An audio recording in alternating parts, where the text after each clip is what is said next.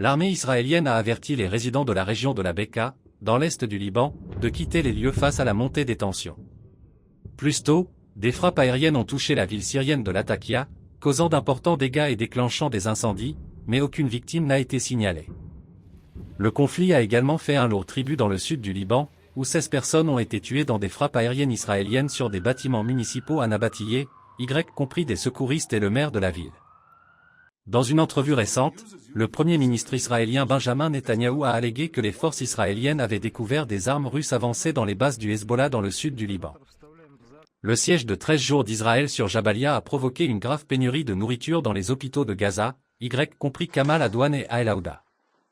Le personnel médical peine à fonctionner avec des ressources qui s'épuisent, tandis que les équipes de secours ne peuvent pas récupérer les corps piégés sous les décombres des bombardements israéliens.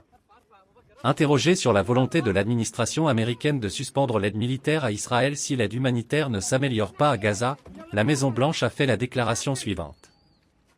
I'm not going to get into hypotheticals from here. Like I said, we did it back in April. This sent a letter, very similar, a letter from both the State Department and the Department of Defense.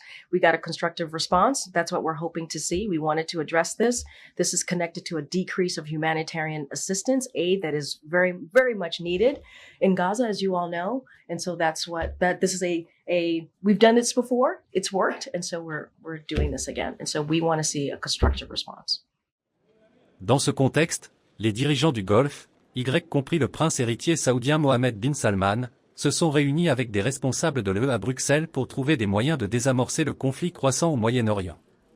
Our summit today confirmed that our shared priority is an immediate and sustainable ceasefire, the release of hostages and full humanitarian access to civilians in Gaza. And same for the Lebanon. The call for an immediate ceasefire and implementing of the United Nations Security Council resolution, the 1701, was widely supported during the summit, and we also condemn firmly the attacks on UNIFIL. Les frappes aériennes israéliennes sur le Liban, la Syrie et Gaza ont aggravé la crise humanitaire, tandis que les efforts internationaux se poursuivent pour tenter de désamorcer la violence qui s'intensifie. Rapport du Bureau, News.